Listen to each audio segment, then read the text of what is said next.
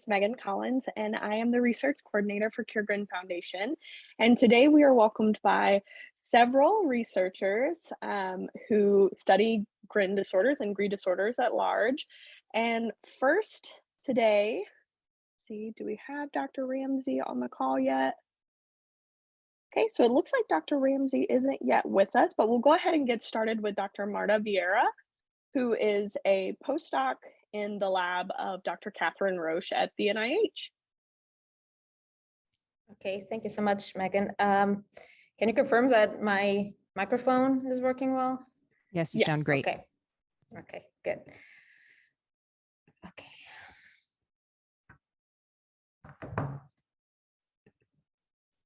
Okay, sorry about that. Let me just get this timer started to avoid going over time. So thank you so much for having me here today to present the work that I've been doing in Dr. Catherine Roche's lab at NIH on Nmda receptor subunit phosphorylation and how a rare variant of subunit, a rare variant of a phosphorylation site affects receptor function. So neuronal Nmda receptors are very important for both brain as well as neuronal development and function, namely in the processes involved in neuronal communication or neurotransmission. And those events that underlie neuronal communication occur in the specialized structures over here, as you can see, that each neuron has, called dendrites and in their axon terminals. So if you zoom in into the contact between two neurons, you have a structure like this in which you have a presynaptic neuron, the neuron that has a message to communicate to the following neuron, and the postsynaptic neuron, which will be able to initiate, propagate the response to that message. So that message is initiated by synaptic vesicles that are present in the presynaptic neuron that release the neurotransmitter they contain into the space between the two neurons called synaptic cleft. And once the neurotransmitter is present in the synaptic cleft, it can be recognized by receptors that are localized in the postsynaptic membrane. So for Nmda receptors, they recognize the neurotransmitter glutamate, but there are other types of glutamate receptors, of course, AMPA and kainate being the most obvious. And so everything I'm gonna talk about has to do with what happens in the receptor when they're localized in this portion of the synapse, which is the postsynaptic neuron, but in the structure that we call a spine, which is a structure that occurs in the dendrites of postsynaptic neurons. So Nmda receptors are encoded by GRIN genes that I'm sure you're all familiar with, and they are composed of 4 subunits. So each Nmda receptor has 4 subunits, 2 of which are always GluN1. And they can assemble with different combinations of GluN2 or GluN3 subunits. In our lab, we're particularly focused on GluN2A and GluN2B, which are encoded by GRIN2A and GRIN2B. But today, the work that I'm going to show you today is related to GluN2A specifically. So besides being interested in these 2 subunits in particular, we're actually interested in this portion of this GluN2A and GluN2B subunits, the C-terminal domain or CTD. So this region is localized intracellularly when the receptor is inserted into the membrane. So as you can see, there's this extracellular portion where glutamate can bind and activate the receptor. There are some transmembrane domains that are cross the membrane. And then there's this intracellular C-terminal domain. And we're interested in this region because it is involved in the regulation of processes of receptor trafficking. So these actually involves several steps, and there are several types of events that can occur to regulate the number and the localization of the receptor at the membrane. So not only the trafficking itself, but also the insertion as well as the removal of the receptors is tightly regulated. And then once in the membrane, the receptors can move laterally to be localized in this structure I mentioned before, the spine, and in this highly dense, protein-dense region called the postsynaptic density. And this is the postsynaptic component of the synapse. So this, the CTD actually exerts its effects, its modulatory effects by its ability to interact with different proteins. For example, trafficking proteins that regulate these processes, this transportation from the cytosol to the membrane. For example, sorinexin 27, I will tell you a little more about that protein later on. This protein is important for increasing the targeting of receptors to the membrane. But also in the postsynaptic density, the receptor interacts with many proteins, namely PSE95, which stabilizes the receptor there. The other way in which receptors can, the CTD can exert a modulatory role on Nmda receptors is via post-translational modifications. We're particularly interested in phosphorylation, which is an event in which a kinase will add a phosphate group to its substrate, in this case, Nmda receptor subunits. And what we know is that this is a very dynamic process that can occur in only subsets of the protein in specific regions of the cell, or in a specific time in response to specific insults or stimuli. And phosphorylation is very dynamic, as I mentioned, and it can lead to changes in terms of receptor localization, receptor activity, and its ability to interact with other proteins. So all those things contribute to change the number of receptors that are present at the postsynaptic density, and that can influence the extent of Nmda receptor activity in response to glutamate release. So over the years, people have been interested in the study of phosphorylation of Nmda receptor subunits, namely GLUN2A and GLUN2B. These are some that were already studied and characterized. And today I'm going to tell you about a work that we did recently in which we found a new site on GLUN2A, serine 1459, that we found to be phosphorylated by CAMK2. So when doing studies of phosphorylation of a protein, it's important to both identify the kinase and also to figure out whether that phosphorylation site is relevant in the context of the cell. And so to do that, we need appropriate tools. And so one of the tools that's important for phosphorylation studies is our antibodies that will be able to recognize a protein only when it's in its phosphorylated state, which we developed one, and it worked out pretty well, actually. And so we first tried to identify the kinase that mediates this phosphorylation.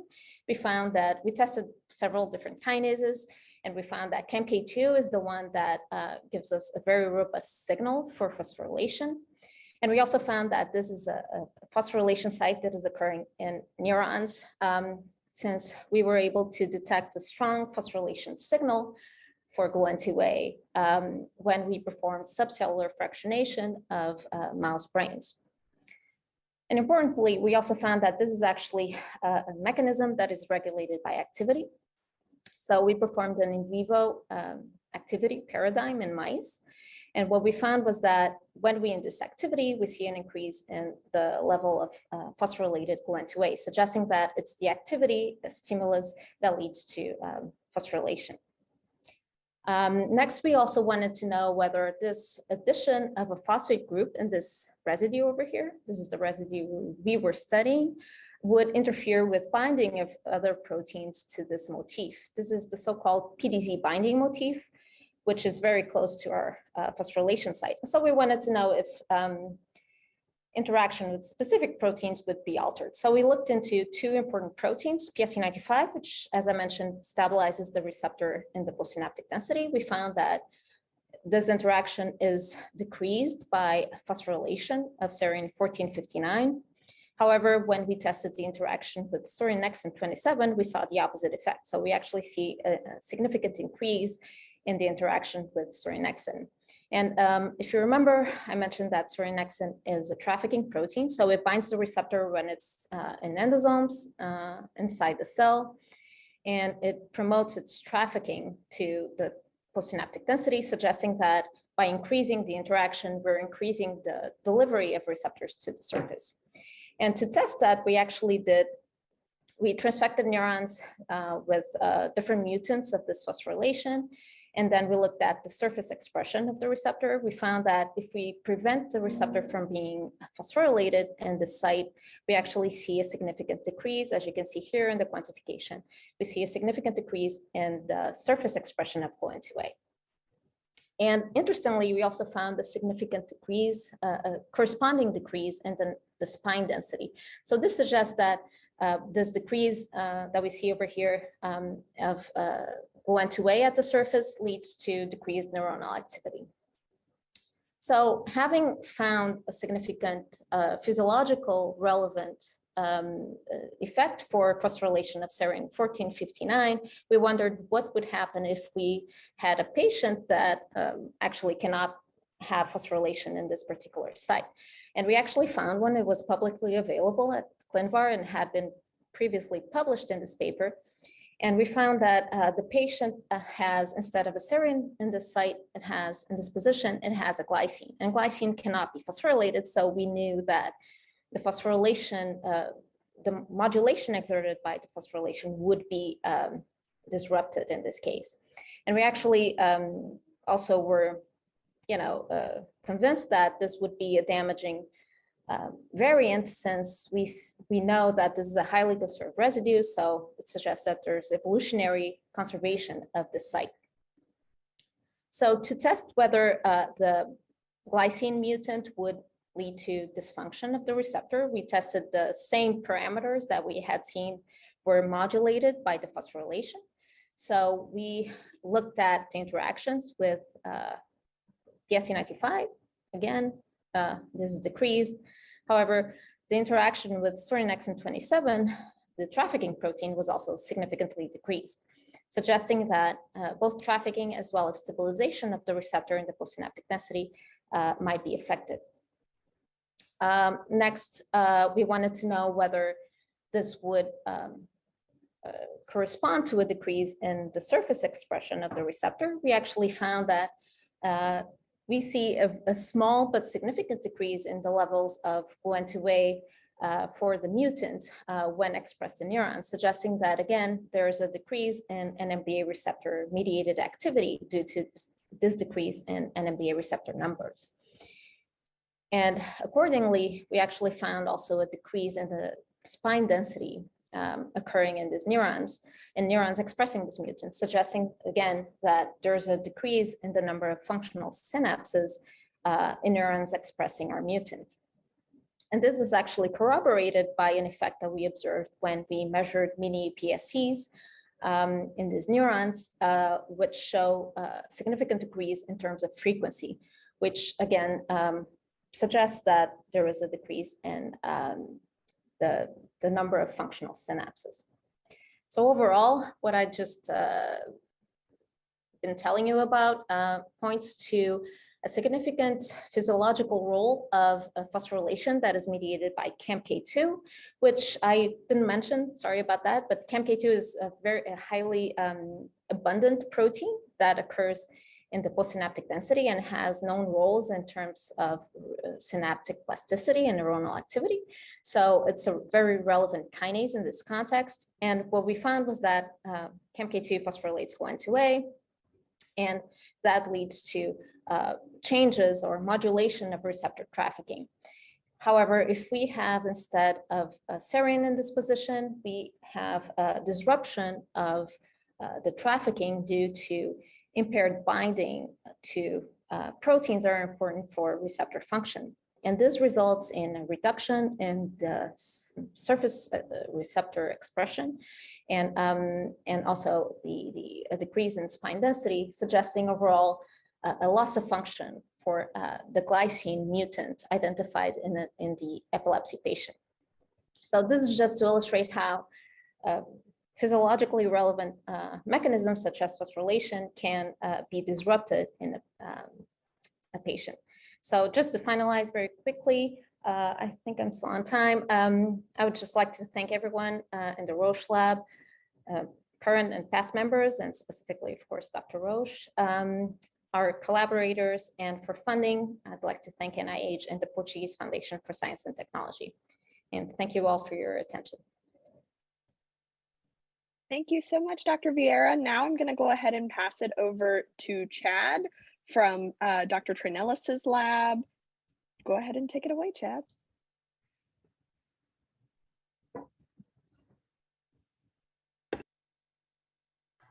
Okay, can everybody hear me? Yes. Okay, great. Let me get all of this out of the way. Okay, so I am Chad Camp. I'm a senior graduate student at Emory in Steve Traynelis' lab. And today I'm going to talk to you guys about the Nmga receptor and parvalbumin interneurons. This is just a picture of the Emory quad. And then our disclosures are listed below. So to reorient everybody, although Marta did a great job doing this, I want to talk a little bit about synaptic transmission. So here in blue is a neuron, and then all of these orange lines are presynaptic axon terminals. If we zoom in a little bit, we can see the orange presynaptic cell and the blue postsynaptic cell separated by this tiny gap called a synaptic cleft. The presynaptic cell releases a neurotransmitter. It diffuses across the cleft and binds to postsynaptic receptors. When we're talking about ionotropic glutamate receptors, we can record these postsynaptic responses as current. Most ionotropic glutamate currents can be broken down into two different categories. We have this really fast AMPA-mediated component here in the gray, and a slower calcium-permeable Nmga-mediated current. And I'm going to talk to you guys about Nmga receptors today. So Nmga receptors are very important for normal brain function. And when they're mutated, there's a host of neuropathological diseases that can be attributed to these variants. So over here in this table on the left, these are all of the genes encoding various subunits of the Nmga receptor, and then some of the more common neuropathological diseases. For this talk, I'm going to focus on gluN2A. So when we're looking at gluN2A, we can see that gluN2A variants account for almost 50% of all Nmga receptor variants. It's highly associated with intellectual disability and epilepsy. And when we kind of stratify these variants into their subtypes, we can see that nearly 1/3 are protein disrupting. So these would be variants that are nonsense or maybe a chromosomal deletion. We can further stratify these variants into three other categories. So null would be variants that would be the protein disrupting, no functional protein is going to be made. Loss of function, meaning that it performs worse than a normal receptor would. And then the gain of function, meaning that it outperforms a normal receptor. So when we look at human data from the GRIN portal, we can see that all three subtypes have a seizure onset rate of around 3 to 5 years of age. The really interesting thing is when we look at these null variants that aren't making any functional protein, they have a seizure offset rate around 12 that we don't really see with these loss of function variants and the gain of function variants. So our lab was really interested in why. So to do this, we're using a GRIN2A knockout mouse. So we're thinking that this could be a good model for these null variants, and that the GRIN2A knockout mice also don't have any functional gluN2A protein. The first thing that we wanted to do was to see if these mice had a seizure phenotype. So we enlisted a paradigm called a febrile seizure. So we inject LPS to mimic a bacterial infection, let that sit for around 2 hours, and then heat the mice up to recapitulate a fever. Over here on the right in the red, you can see that around 75% of the GRIN2A knockout mice have limb clonus compared to around 40% of age-matched wild-type controls. And again, we're seeing around 75% of the GRIN2A knockout mice having generalized tonic-clonic seizures, whereas only around 20% of wild types do. So all of this to say, the GRIN2A knockout mice is showing some signs of neonatal hyperactivity as well as induced seizure activity. So next, now that we have validated this model as a potential use for null variant study, we wanted to dig deeper into the molecular mechanism that's causing this excitability. To do that, we enlisted the help of my favorite brain region, the hippocampus. This is a fantastic model brain region because it holds up really well in slice preparation, and we understand its circuitry very well. So the first thing that I did was I went and patched a CA1 pyramidal cell and then stimulated the Schaefer collaterals in rapid succession for 5 stimulations. So I'm getting neurotransmitter released onto my CA1 pyramidal cell, and then I can record and current clamp action potential. So glutamate receptors are going to cause cells to depolarize, and you can record action potential probability. So looking here over on the right, you can see that the GRIN2A knockout mice have a higher action potential spiking probability compared to the wild type mice after 5 rapid successions of Schaefer collateral stimulation, suggesting that these mice have a hyperexcitable synaptic phenotype. One potential explanation to why we are seeing this phenotype is that there's something wrong with the interneuron population. So interneurons are a vast group of cells that control how these pyramidal cells fire by releasing GABA, which is an inhibitory neurotransmitter, and then dampening the ability for them to reach action potential threshold. So the first thing we did was to record spontaneous inhibitory events onto these CA1 pyramidal cells. And then looking at this graph on the right, you can see that the inter-event interval, or the time in between each inhibitory event, is shifted to the right, meaning that the GRIN2A knockout mice have a higher probability of less events per unit time. So in hippocampus, there's probably 20 different subtypes of interneuron. But the main ones that we focused on are these so-called basket cells. And there's 2 subtypes of basket cell. There's a PV expressing basket cell, or parvalbumin expressing, and then there's a CCK expressing, or cholecystokinin expressing. The first thing we wanted to do was to just look at overall counts because Nmga receptors mediate calcium flow into the cell. Changes in calcium flux during early development could change interneuron infiltration and or apoptosis. So we counted cell density in the CA1 area, and you can see in pre-adolescent mice and in adult mice that there's this significant increase in CA1 PV cell density. However, when we perform this same staining technique to look at the counterpart for the PV cells, the CCK expressing cells, we see there is no difference in the overall cell density at either age. So these data would suggest that perhaps the PV cells are more vulnerable to the loss of glutamate signaling. The next thing that we wanted to do was to look at how these PV cells would be functioning. And there's multiple ways we can do that, but we chose to focus on passive electrical properties first. To do that, we enlisted the use of a transgenic reporter mouse line. So this expresses a fluorescent protein underneath the PV promoter, and then I took these mice and bred in the GRIN2A knockout line. So that way in a slice, I can see which are the PV cells. First thing you can see looking at this graph here in the middle is there's no change in the resting membrane potential at either age. There's also no change in the capacitance of these cells at either age. However, when we look at the input resistance, we can see there's a transient increase in the pre-adolescent GRIN2A knockout PV cells that then becomes corrected when the cells reach adulthood. So all of this to say that the GRIN2A knockout cells appear to be more excitable because an increase of your input resistance means that any incoming charge that the cell sees, it's going to hold on to it longer, and you're going to get a bigger voltage deflection in response to the same current injection. So this doesn't really make sense along with our story. However, when we look at action potential firing properties, or the ability for these PV cells to transmit their signals down the line to other cells, we see a pretty big change in their overall ability to fire. First thing we noticed was that the action potential half-width, or how long the action potential is in time, is transiently increased in these pre-adolescent mice that then returns back to wild-type levels in adulthood.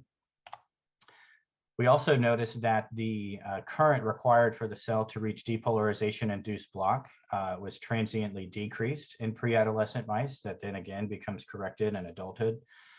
So this PV cells are very unique in that they fire action potentials very rapidly, sometimes up to 150 hertz or around 300 events per second.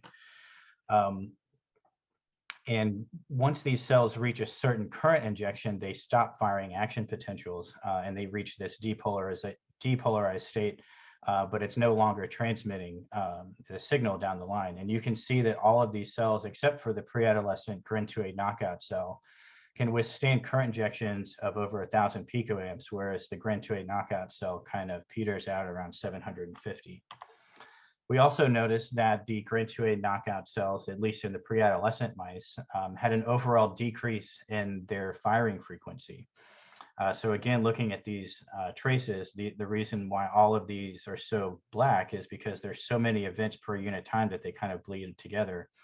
Whereas in the GRIN2A knockout mice, you can clearly see delineations of each action potential event. So these data combined with the input resistance means that these cells have a really unique phenotype in that they're fast to reach action potential threshold, but then they kind of stop firing. And then so they're fast to fire and fast to retire. And all of these changes could have profound impact on the network, especially during this pre-adolescent neurodevelopmental period. So to summarize everything that I've shown you so far, so we have the GRIN2A null variants, meaning that they don't make any functional protein. They have a pretty profound seizure burden. Something happens in a really good way. And then they are no longer, or at least most of them no longer have this seizure burden around 12 years of age. Looking at the GRIN2A knockout mice that we're trying to use to recapitulate these null variants.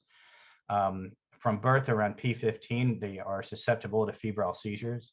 We see this increase in synaptic excitability.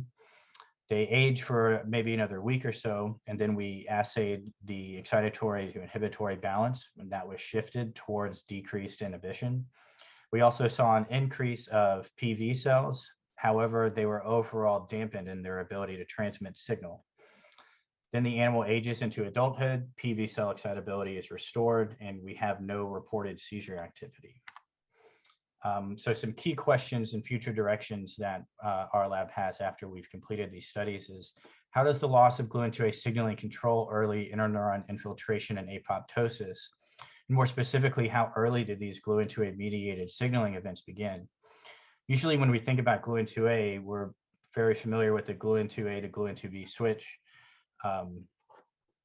And this usually happens around P14. However, interneuron infiltration and apoptosis happens way earlier than that.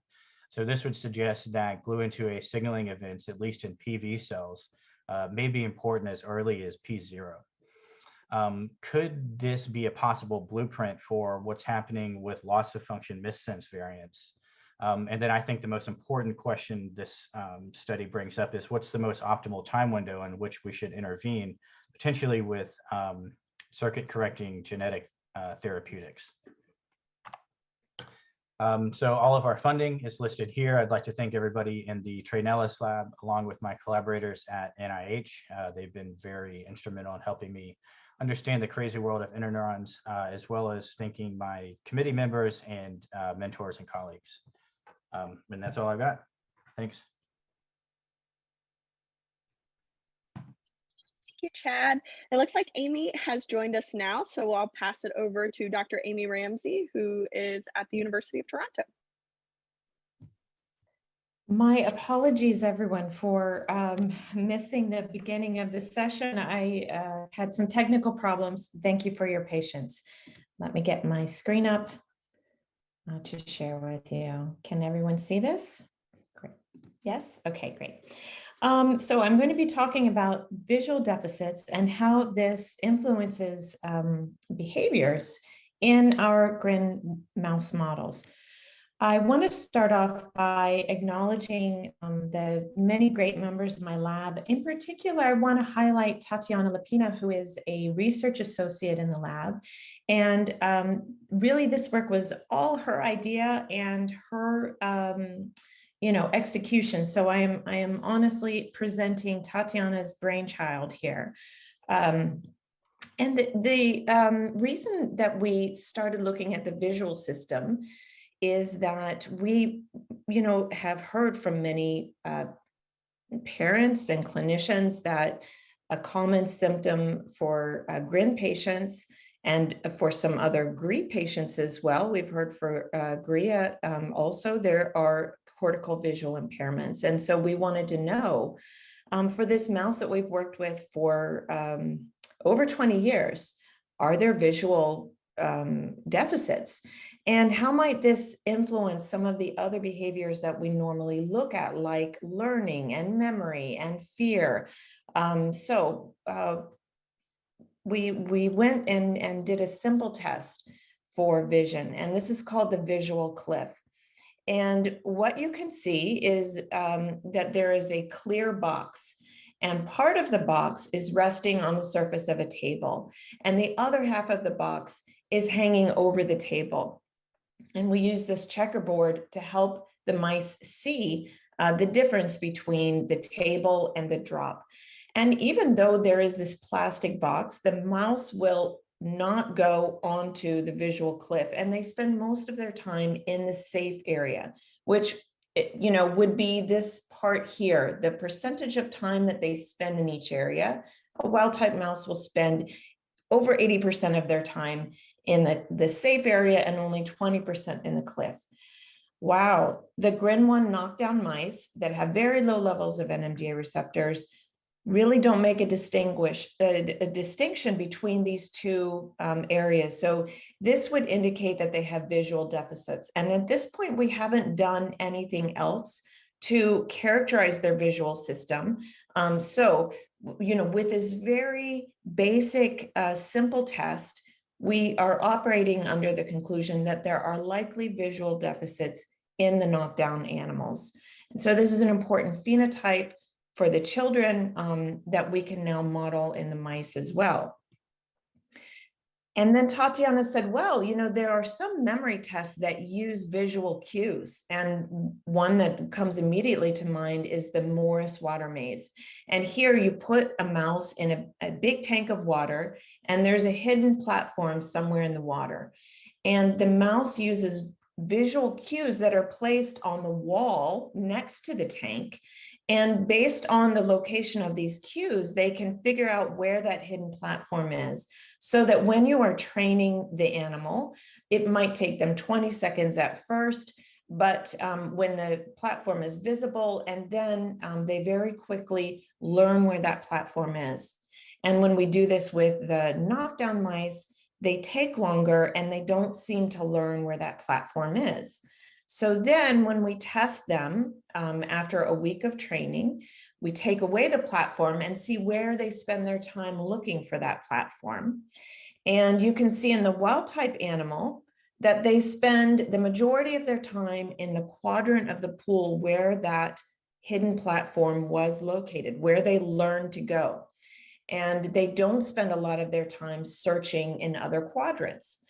And the mutant mice really don't have any preference for the targeted area. So they don't seem to have any memory of where that platform was. This all makes sense. But then Tatiana said, if they're having visual problems, maybe what we need to do is bring these visual clues much closer to them. And that's exactly what she did. So she modified this test and put the same visual cues right on the wall of the pool.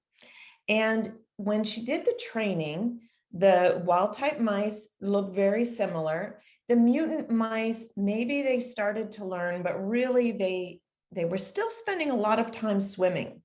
But then when she did the test, after they had been trained for a week, she saw that not only did the wild type mice spend most of their time in that quadrant, but the knockdown mice did too. So they knew where that quadrant would be, and they're definitely, they did learn the location, and they do remember the location. And so really what this test was telling us is there is not a deficit in their memory of the location. It's just that we were using a test that was too difficult for them because they couldn't see the visual cues to orient themselves. And then when we saw this dramatic difference, we realized, oh, we should probably go back and test some other behaviors. And so the first one that she did was this puzzle box test. And this is one where the mouse is put in this open arena, and there's a small doorway and a small underpass that they need to go through in order to reach their goal box. And so the first test, the door is open and there's a 4 centimeter doorway. Then on test 2 through 4, the doorway is closed and they need to use the underpass. And then in the later tests, we fill it with bedding. So then they need to do some digging behaviors. And you can see that the knockdown mice really don't do very well in these tests. But then when Tatiana modified it, she increased the height of the door and she increased the width of the door. So now the mouse can really see where it's going and it's not going to be touching any walls. Now the knockdown mice look a lot more like the wild type mice. And when we gave them just kind of a 2 centimeter taller ceiling, they went through the underpass very easily. So they certainly could solve this problem. They just needed a slightly larger space to go through. And when you close the door, it does take them longer. But if we compare this to the performance that they had before with the closed door here, they're definitely performing much better once they have the idea. So by modifying the test, we were able to see improvements in their cognitive behavior.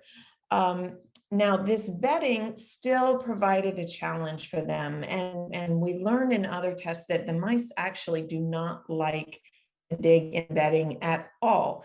And so there are probably some tactile sensory changes in these animals, as well as visual changes.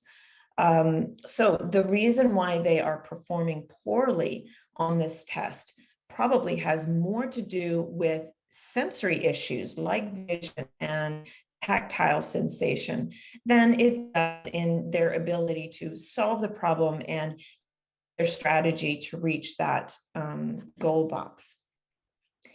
And finally, she did a very interesting test that I was impressed that she came up with this strategy, actually. There's something that we use to measure anxiety, and it's called the elevated plus maze, or the EPM. And you have here catwalk, which is elevated up, and it's just a narrow strip. It's elevated up above the floor. And then on the other side of this maze, you have walls that would keep that animal safe. And usually a wild type mouse will spend all of their time in the closed arm, and they spend very little time out in the open. And, this is what a mouse should do. Since it is a prey animal, it shouldn't want to go out in the open. But what we see with the knockdown animals, and, we've seen this for many years, we've known this, and it's also seen in several mouse models of autism, where the mice spend most of their time out in the open.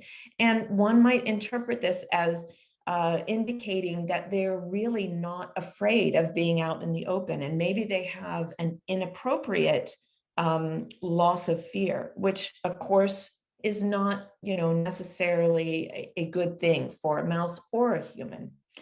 But then, this is where I think she did something really interesting. She used a larger maze, and this is one that's used to test rats. She cleaned it off and then let the mice explore.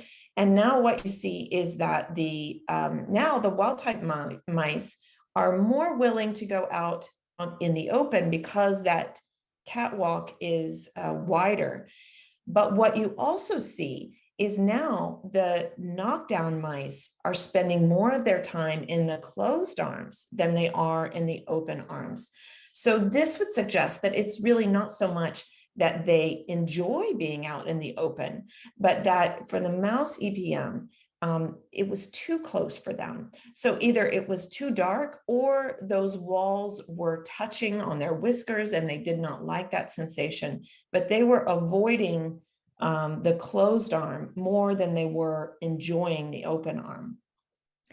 And, it makes me think of this example that someone once showed me, which is, we can observe this mouse running, in the same way that you observe your children performing a certain behavior. And we can't ask the mouse, why is it running? In the same way, you don't always know why your child might be exhibiting a certain behavior. And it might be because they are moving towards something, or it might be that they are moving away from something.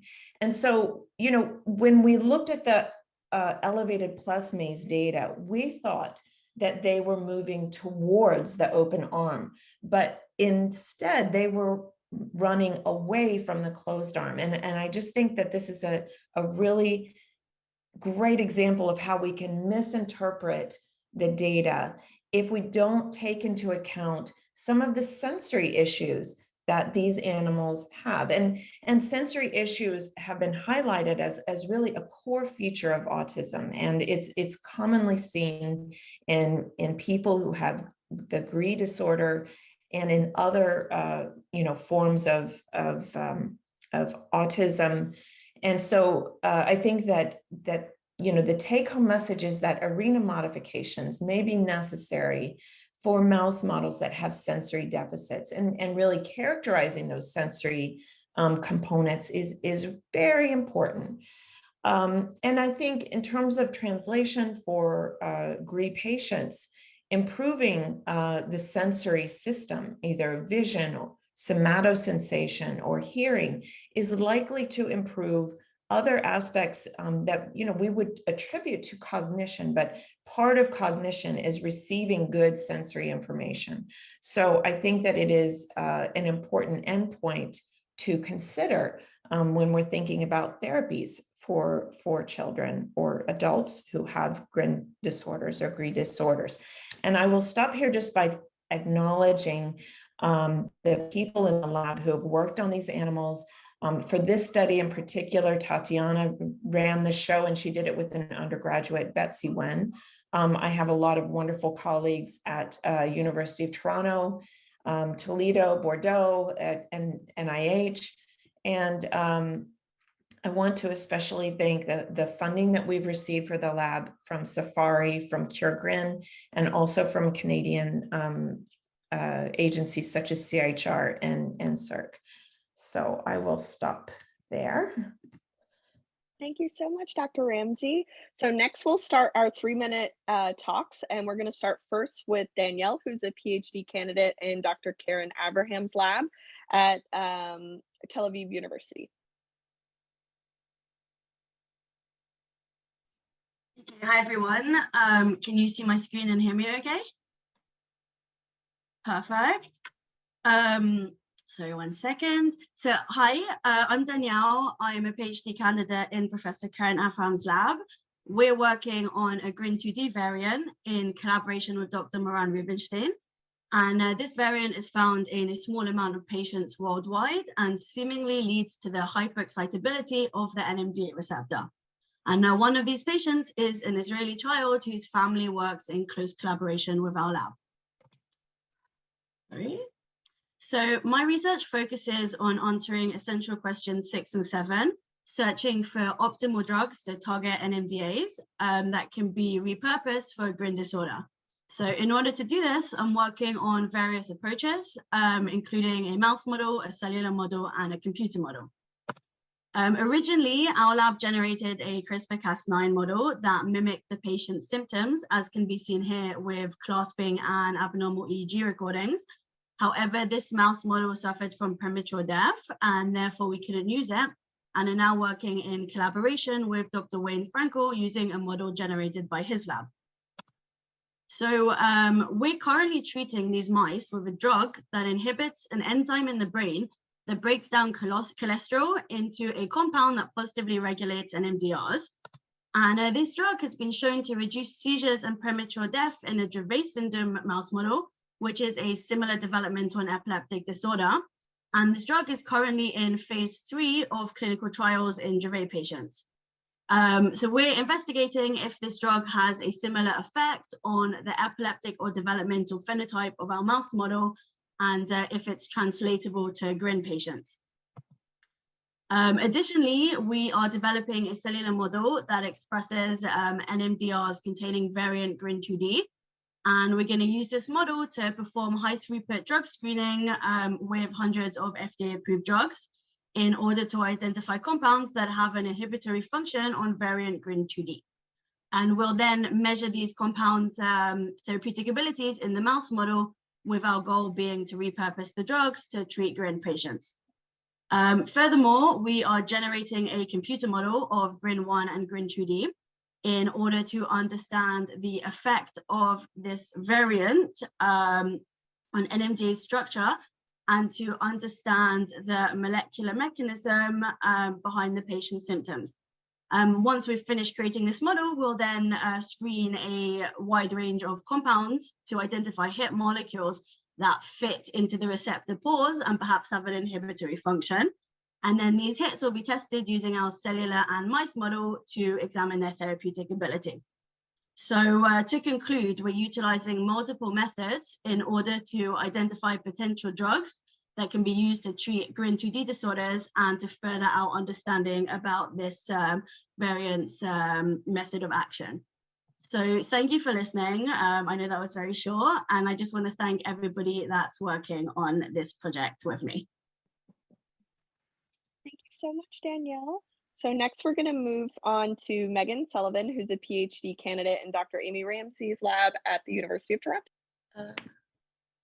Okay, can everyone see my slides and hear me okay? Yes. So hi everyone, my name is Megan Sullivan and I'm a PhD candidate in the lab of Dr. Amy Ramsey. And today I'm going to be giving my talk titled Characterization of GRIN1 Mouse Models. So first I want to talk about why mouse models are an important tool for studying GRIN1 disorder. So many cell-based techniques only give partial information on the functional consequences of these altered receptors and their functions. And it's particularly difficult to make conclusions about how these altered receptors translate to function and activity within GRIN1 patients themselves. Therefore, our GRIN1 patient mouse lines allow us to work in vivo to test treatments in models highly representative of the patients. So we've characterized two mouse models, each harboring a specific GRIN1 patient variant. And the first is the Y647S heterozygous variant, which is carried by a patient with seizure and severe intellectual disability. And functional evaluation in vitro has shown it increases receptor activity. Therefore, preliminarily, it is a gain of function variant. And then our GRIN1 Q536R heterozygous variant, which is carried by a patient presenting with mild intellectual disability, cortical visual impairment, attention deficits, and low muscle tone as an infant. And functional evaluation has shown it decreases receptor activity. Therefore, preliminarily, it is a loss of function variant. So first, these mice were characterized electrophysiologically by our collaborators Sridevi Venkateswaran and Dr. Evelyn Lamb. And when BAF NMDA was applied to coronal slices from these mice, the Y647S variant slices showed a significantly larger current, while in contrast, the Q536R variant slices produced less current compared to wild type. So this provided support in terms of our previous gain and loss of function classification for these variants. Next, I focused on behavioral characterization of these mice to see if they could model some of the symptoms we see in GRIN1 patients. And many of the GRIN1 patients display muscle tone abnormalities such as hypotonia. So the mice underwent a wire hang task, which is a measure of motor performance. So at 3 weeks old, the mice were placed on a wire cage top and the latency for them to fall to a container a small distance below was measured. And as you can see, there is no difference for latency to fall in terms of the Y647S heterozygous mice compared to wild type, but in contrast, the Q536R mice had a significantly reduced latency to fall, indicating a reduction in muscle tone. Lastly, we examine ultrasonic vocalization behavior in these mice, and ultrasonic vocalizations are a form of communication emitted by mice in different contexts. And the number and nature of these calls has been shown to change in other mouse models of neurodevelopmental disorders. So the hope here is that we might be able to study ultrasonic vocalizations in order to better understand the language deficits seen in GRIN1 disorder patients. So here, ultrasonic vocalizations were recorded in three-week-old pups isolated from their mother. And you can see the Y647S heterozygous mice displayed significantly more calls in response to maternal isolation, whereas the Q536R mice displayed significantly less calls. So indicating that both of our mouse models display communication deficits that are different in infancy. So in conclusion, the Y647S and Q536R mice display varying behavioral phenotypes, and these appear to closely align with the patient symptomology. And this will ultimately allow us the opportunity to establish effective and differentiate medicines between gain and loss of function variants in GRIN1 disorder. Thank you for listening to my presentation, and here are my acknowledgements. Next talk is going to be from Danielle Lee, who is a PhD student in Dr. Graham Collingridge's lab at the University of Toronto. All right, thanks, Megan. Everyone can see the screen and clearly it's working. So my name is Danielle Lee. I'm a PhD student at Dr. Graham Collingridge's lab at Department of Physiology in University of Toronto.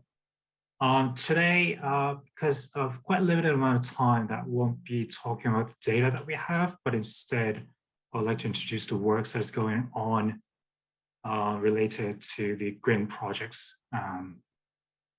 So for us, we're mainly focusing on the G620R and G827R variants. And as you can see here, there's reported cases of missense variants in particular in the GLUN1 subunits. And I highlighted the G620R variant with blue and the G827R as orange. And I'll show a very brief data in the following slide, but just to remind that most of the figures that we show will be marked blue with 620 and orange in the 827. So to understand these variants in particular, how they're functionally affecting on the Nmga receptor function, and ultimately as like an individual organism, we generate this mice using the gene editing system called CRISPR and mimicking the genetic variants identified from the children. And to understand this pathophysiology of both genetic variants on the GLUN1 more in depth, we're trying to hit it in 4 different angles, as you can see on the right side here. So first, we're using a synaptic physiological concept named electrophysiology.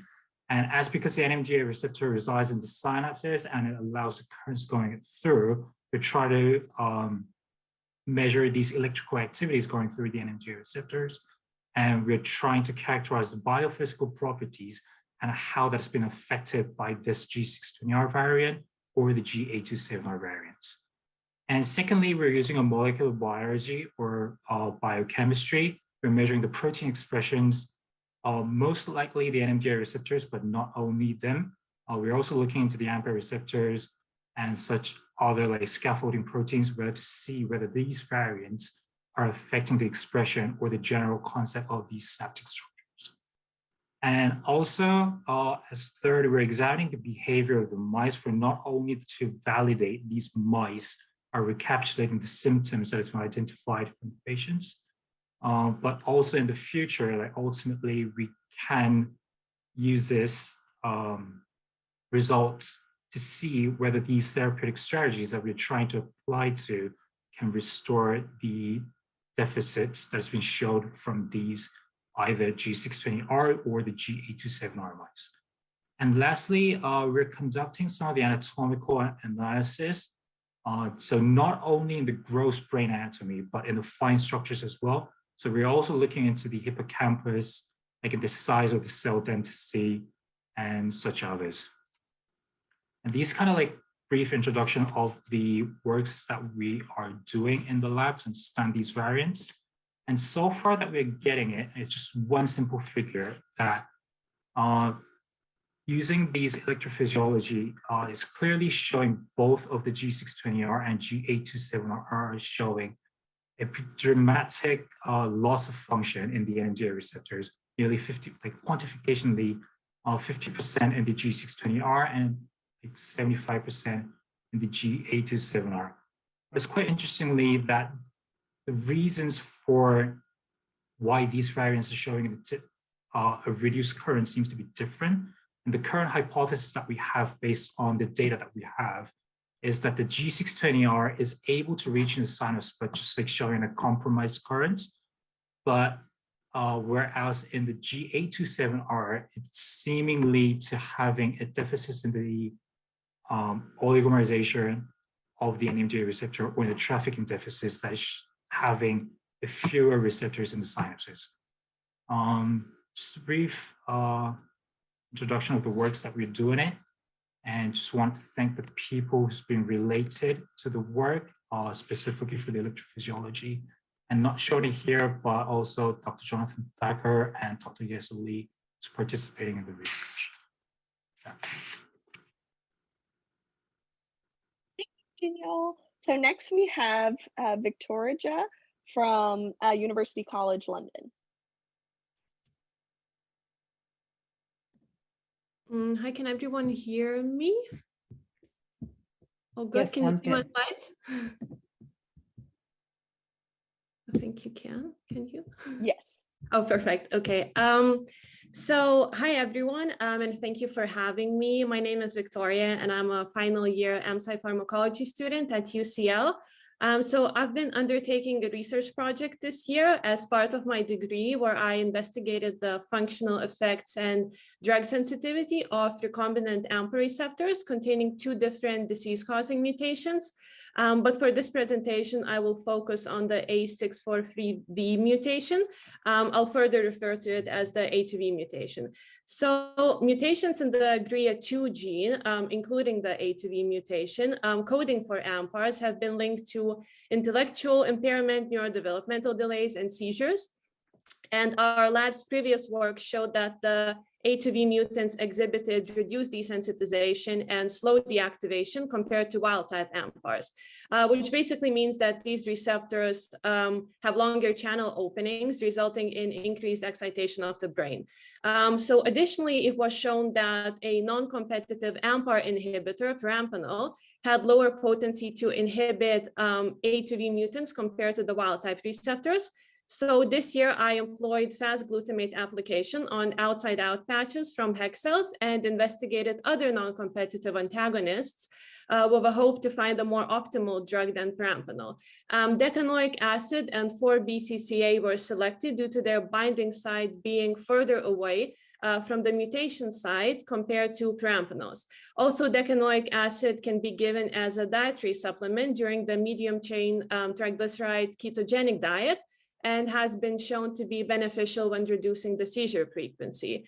So on the second slide, we have decanoic acid results, and at the top, we can see wild-type AMPA inhibition by 1 millimolar of decanoic acid. And for this batch, the inhibition was 9% of the maximum peak value. However, the mean inhibition from 3 different batches was 29%. At the bottom, we see the A2B mutant AMPA inhibition. And for this particular patch, it was 30%. So the mean inhibition from 5 different patches was 32%. So from my very initial results, I can see that decanoic acid seems to inhibit wild-type and A2B AMPAs to a very similar extent, which is good because its potency does not seem to be reduced in the mutant. So the next slide. So here we can see 4-BCCA results. Again, at the top, you see selected wild-type traces from the same patch. And here the wild-type AMPA inhibition by 2 millimolar of 4-BCCA was 46% of maximum peak value. And the mean inhibition from 4 different patches was also 46%. At the bottom, you can see the A2B mutant inhibition, which for this particular patch was 63%. The mean inhibition from 4 different A2B patches was 50%. So 4-BCCA and decanoic acid seem to work on both type of AMPA receptors with no reduced potency on the mutants. And the inhibition by 4-BCCA seems to be a bit higher than with decanoic acid. And then the last slide. So overall, these results are quite promising, especially knowing that perampanel had reduced potency on the mutants. And in terms of decanoic acid, this also explains why ketogenic diet seems to be helpful when prescribed alongside with perampanel. So all this, of course, requires repetition and a more in-depth analysis, since I only now finished my data collection. But in any case, thank you very much for your attention and time. And also thank you to our partners, the Medical Research Council.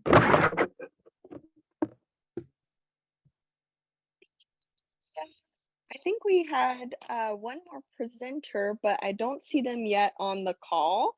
So in the meantime, we'll take questions. Megan, she's just joining right now.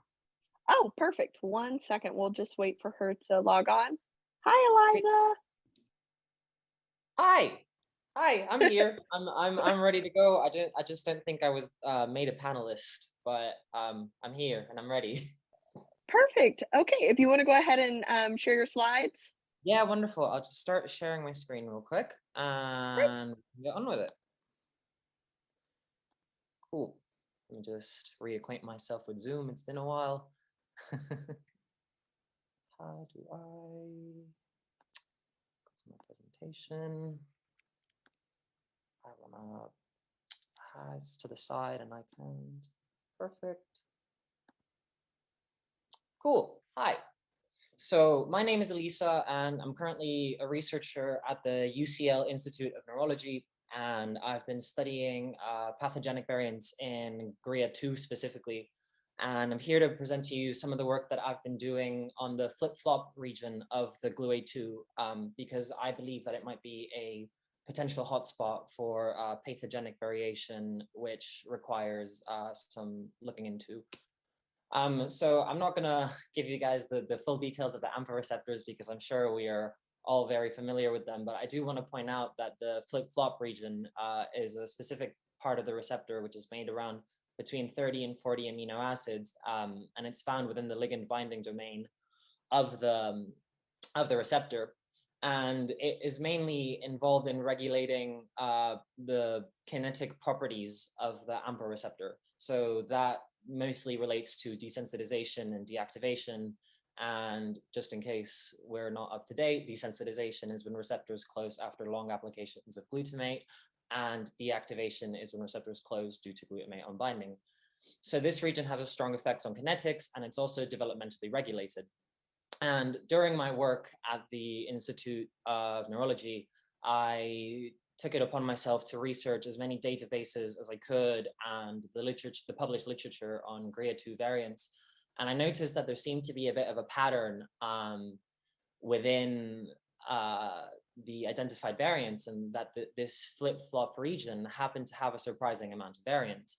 And none of them had been looked at using electrophysiology, which obviously is very important if we want to understand how these variants affect the receptor function to perhaps, cause symptoms. So overall, I found around 7 of these. Today, I'm going to present the results for just the one. This is the G792V mutation in the flip cassette. And I just have some details on the patient here, but as you can see, she is a young woman who has the sort of core symptoms of GRIA disorder, or these conditions, like intellectual disability and autism spectrum disorder. She doesn't have any seizures, but that's how it is. So I've been studying this as well as Victoria in outside-out patches from HEX cells doing fast applications. So I'm going to show you some of that data now. And on the top here, those 2 traces are long applications, long 100 millisecond applications with the aim of studying desensitization properties. And as you can sort of see from the spread of the data, they don't really seem to be changing very much. It is possible that there's an effect, but the data doesn't really support it. So it's likely that this is not what is affecting the receptor to cause the symptoms observed in this patient. However, if you look at the bottom 2 traces and the spread of the data for those 2, you can see that when you do a very fast 2 millisecond glutamate pulse to assess deactivation, the change is almost tenfold. So once these receptors see glutamate, it remains bound a lot longer and they pass a lot more current. So they're active for a lot longer, passing a lot more signal. Therefore, they are overactive. And as you can see, the spread of this data is very conclusively that the receptors with this variant really slow down deactivation. Now, these are all the results I have to share with you today, but my plans are to pursue these type of experiments on the 7 variants that I have, so that I may better understand, or that we as a community may better understand how variants in this region affect receptor function to cause disease, but also, to understand a bit more about the flip-flop region in itself. And I think this is particularly important because while we might know a lot about pore mutants, for example, or mutants in linker regions that have to do with pore opening, this is a more understudied area. So that's why I'm looking at it. And thank you very much. That's all I have to say. We have time for a couple of questions. Let's see if we have any in the chat that haven't been answered yet.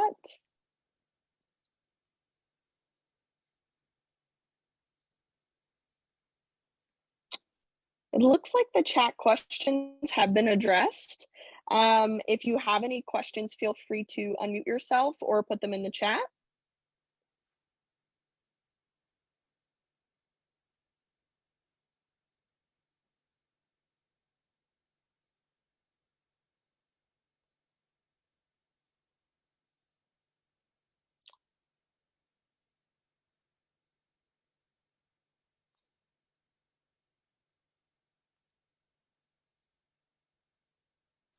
Okay, so I do see a question here. Is there anyone from University College London who is particularly interested in GRIA2? I'm currently working on GRIA2, so if you could share with me your email, I'd be happy to talk to you about it, and I'm sure my colleagues at the Department of Pharmacology would as well. Perfect, thank you for that, Elisa. Email in the chat or something. I don't know if I have a way of easily seeing that. Sounds good. And I see that it looks like Jan had a hand up.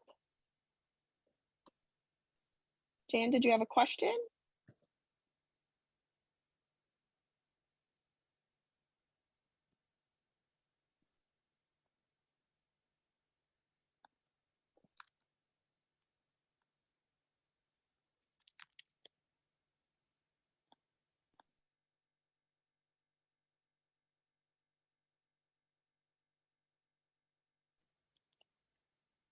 All right, well, I don't see any more questions in the chat at this time. I wanted to take a moment to thank all of our speakers for the round robin of trying to present quickly and make sure we got everybody in. So we're very happy that we were able to listen to all of your presentations today.